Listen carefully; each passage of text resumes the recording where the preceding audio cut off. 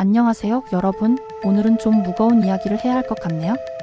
요즘 뉴스를 보시면 경제 위기, 불황 이런 말들이 끊임없이 나오고 있죠. 특히 전문가들 사이에서는 2025년이 97년 IMF 외환위기보다 더 심각할 수 있다는 이야기까지 나오고 있습니다. 과연 정말 그런 걸까요? 오늘은 제가 현장에서 직접 보고 들은 이야기들 그리고 구체적인 데이터를 가지고 한번 살펴보도록 하겠습니다. 해시태그 먼저 가계부채 폭탄부터 이야기해 볼게요. 여러분, 지금 우리나라 가계부채가 얼마인지 아세요? 무려 2,000조 원을 넘어섰습니다. GDP 대비 107%라는 건데요. 쉽게 말해서 우리나라가 1년 동안 버는 돈보다 더 많은 빚을 지고 있다는 거죠. IMF 때는 어땠냐고요? 그때는 300조 원 정도였습니다. 지금이 그때보다 3배나 더 많은 빚을 지고 있는 거예요. 특히 문제가 되는 게 뭐냐면 이 중에 62%가 변동금리 대출이라는 겁니다. 실제로 제가 얼마 전에 만난 30대 신혼부부 이야기를 들어보시죠. 이분들이 2년 전에 6억 원을 대출받아서 아파트를 샀는데요. 처음에는 월 150만 원 정도 냈던 원리금이 지금은 230만 원까지 올랐다고 합니다. 맞벌이 수입의 65% 이상을 대출 상환하는 데 쓰고 있다는 거죠. 해시태그 부동산 시장은 더 심각합니다. 강남 아파트 가격이 1년 새 33%나 떨어졌다는 거 들어보셨나요? 신도시도 28%, 재건축 아파트는 40%까지 떨어졌어요. 지방은 어떨까요? 광역시 기준으로 평균 25% 하락했고 미분양 물량이 5.2만 호나 됩니다. 작년보다 158%나 늘어난 거예요. 제가 최근에 만난 30대 직장인 분의 사연이 정말 가슴 아팠는데요. 2021년에 8억 원에 분양받은 아파트가 지금 시세가 5.5억 원이래요. 2.5억 원의 마이너스. 거기다 중도금 대출을 못 갚게 된 상황이에요. 이런 분들이 한둘이 아닙니다. 해시태그 산업 현장도 휘청거리고 있어요. 우리나라 효자 산업이었던 반도체, 지금 어떻게 됐는지 아세요? 수출이 작년보다 35%나 줄었습니다. 세계시장 점유율이 2위에서 4위로 떨어졌고요. 자동차는 더 심각한데요. 전기차 시장에서 우리나라가 중국에 밀려서 5위로 떨어졌어요. 특히 충격적인 건 자동차 부품 업체들의 도산 소식입니다. 작년 한 해에만 83개 업체가 문을 닫았어요.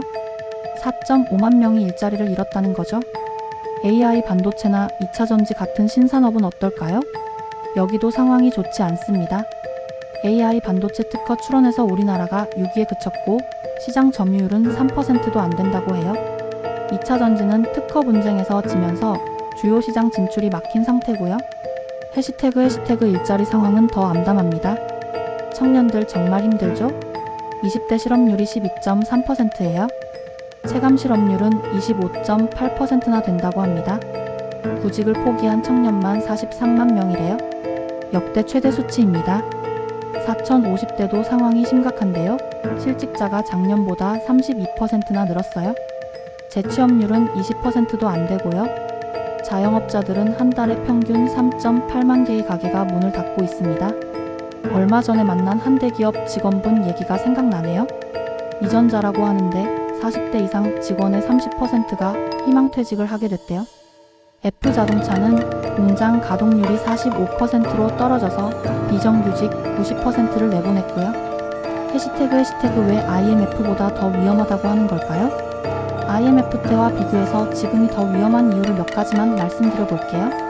첫째, 아까 말씀드린 것처럼 가계부채가 3배 이상 많습니다. 둘째, 부동산 거품이 그때보다 훨씬 더 심각해요. 셋째, 산업 전반의 경쟁력이 약화됐습니다.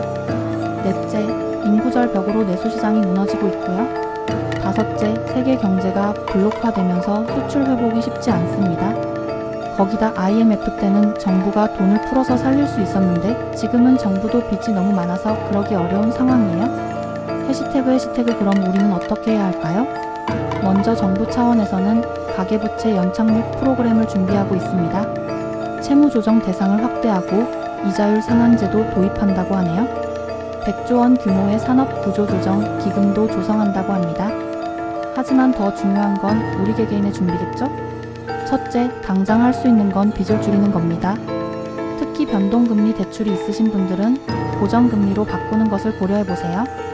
둘째, 투잡이나 쓰리잡을 준비하시는 것도 방법일 것 같아요. 실제로 많은 분들이 부업으로 월 100만 원 이상 버신다고 합니다. 셋째, 불필요한 지출은 최대한 줄여야겠죠? 커피 한 잔, 밥 한 끼가 아쉬운 시기가 올 수 있습니다. 해시태그 마무리하면서 오늘 이야기가 좀 무거웠죠?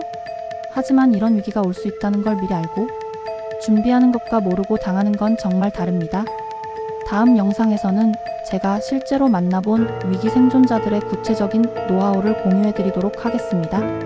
여러분의 생존 노하우도 댓글로 공유해주시면 좋겠습니다. 영상이 도움이 되셨다면 좋아요와 구독 부탁드립니다. 여러분, 우리 함께 위기를 이겨내보아요. 감사합니다.